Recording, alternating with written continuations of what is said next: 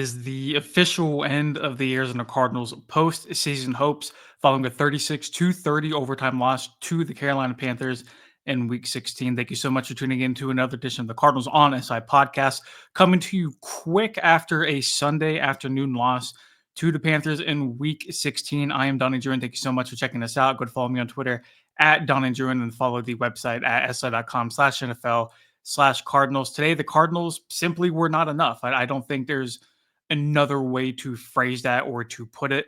Must-win territory the last 3 weeks heading into the season, entering this road game against Carolina, a 3-win football team. And granted, you heard Jonathan Gannon talk last week about how teams really aren't that far apart from the top to the bottom. But to quote the famous Bill Parcells, you are what your record is. And the Arizona Cardinals had double the wins of the 3-11 Panthers heading into Sunday.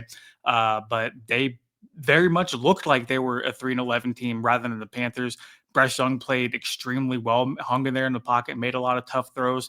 Not the same can be said about Kyler Murray. And there's going to be a lot of conversations about Kyler's future in Arizona. I don't think the Cardinals move on from him quite yet, but 2 weeks left to go, and another crucial interception for Kyler Murray late in the game for the Cardinals. Those conversations are certainly going to be happening. And honestly, I think I'm ready to just start hearing those.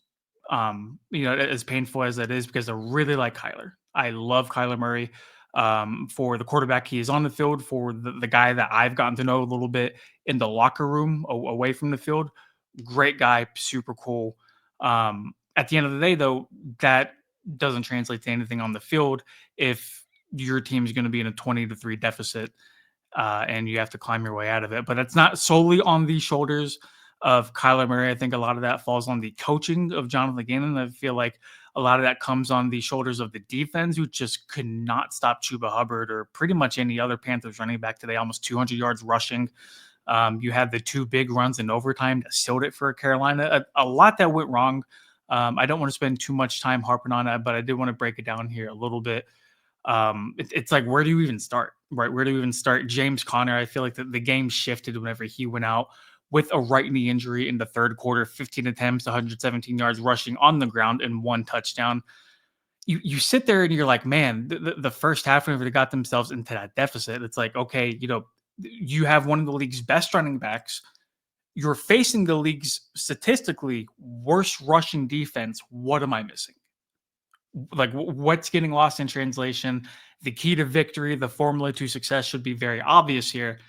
And it took the Cardinals just a little bit longer than they would have liked to find that out. Kyler Murray had a pretty good day, rushing 8 attempts for 63 yards and a touchdown that came in the fourth quarter to draw them within 3. And I think that the most frustrating part about this is the Cardinals had chances. They were down 20-3, and they had multiple chances towards the end of regulation and in overtime to win the game and keep their playoff hopes alive. And we've talked so much on this podcast. If you're new, you haven't listened very much, is 2023, Jonathan Gannon's first year was, okay, just see what you are kind of year, first year of the rebuild. What you really wanted to see in year 2, which is 2024, is you wanted to see the difference between good and great.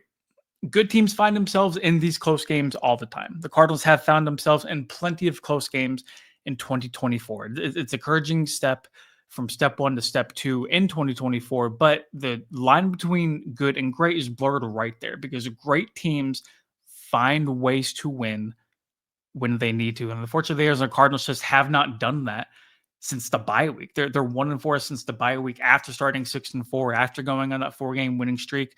I don't know what voodoo happened during the bye week. I wish I could tell you guys. I don't know. Being at the facility every week, there didn't seem to be a massive change.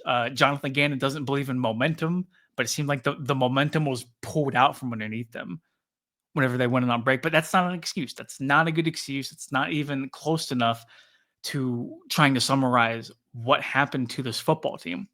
Kyler, 20 of 32, 202 yards. It's just, again, so many of the problems that go back to the Cardinals not being able, to push the ball down the field.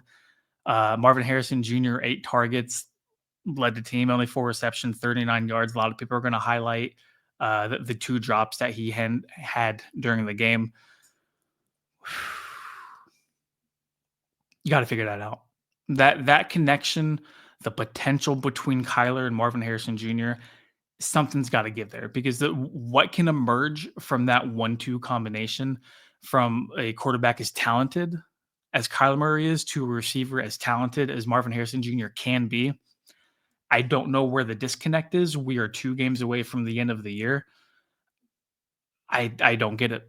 I don't get it, but, like, there's other receivers that are also not on the same page as Kyler too. You've seen it a little bit with Michael Wilson.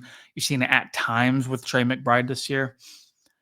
I don't know if it's Kyler's first year in the Drew Petzing offense. I don't know if it's Marv's first year in the Drew Petzing offense, but something's gotta change, and I think that's where whenever I talk about a lot of the quote unquote "tough conversations" happening, I think that's where it boils down to, is that I think JG's gotta lock himself in a room with Drew Petzing. He's gotta lock himself in a room with Kyler Murray and say, "Look, we have 2 weeks left. We need to figure this out. We absolutely need to figure this out because this cannot happen again." No, we laugh so much about the Cliff Kingsbury late season collapses that happened in Arizona. You saw it a little bit in Washington to start the second half of the year, but Cliff isn't here. Cliff hasn't been here in 2 years, and the Cardinals again fold down the stretch of the season. I don't know what it is. I don't know if there's something buried underneath the team facility in Tempe. I don't know. I really don't know.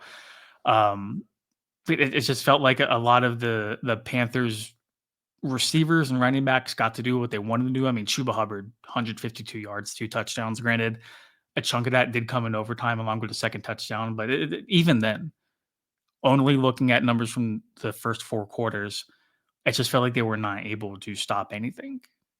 Um, you look the numbers too, and it was something we haven't talked about the penalties yet. 11 penalties for 82 yards, and but a lot of them could have been attributed to questionable officiating, at least early on.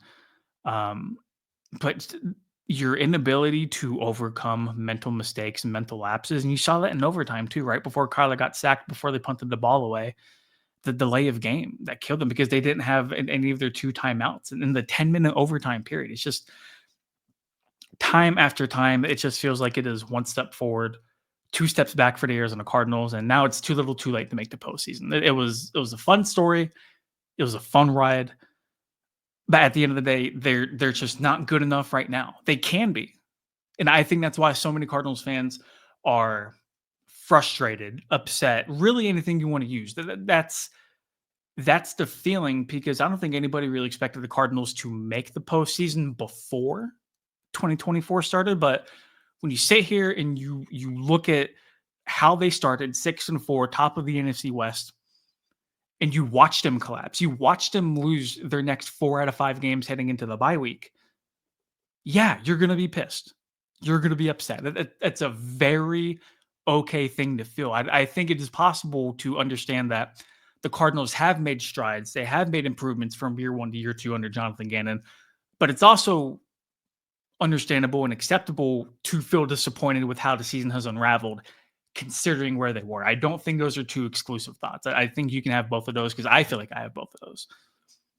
Just another disappointing Sunday. And I'll let you guys get going here in a little bit, but just there's not a lot of football left. There's 2 weeks remaining in the season. They're not going to tank. They're not going to sit Kyler. Don't even think they're going to mention or bring any of that up.